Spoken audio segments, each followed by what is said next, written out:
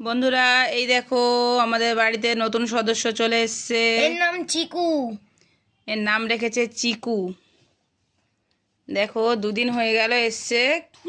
যখন এসছে তখন পালকগুলো আর একটু ছোট ছিল, এই দুদিনেই কিন্তু পালকগুলো অনেকটা বড় হয়ে গেছে। এই উপরের পিঠের পালকগুলো একটু ছোট ছোট, এগুলো তখন ছিল না, একটু বড় হয়ে গেছে দুদিনে।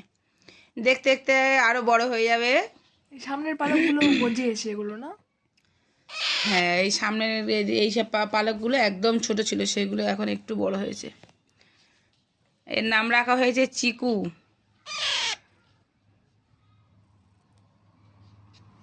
আস্তে আস্তে আমাদের সবার প্রিয় হয়ে উঠছে আমাদের চিকু।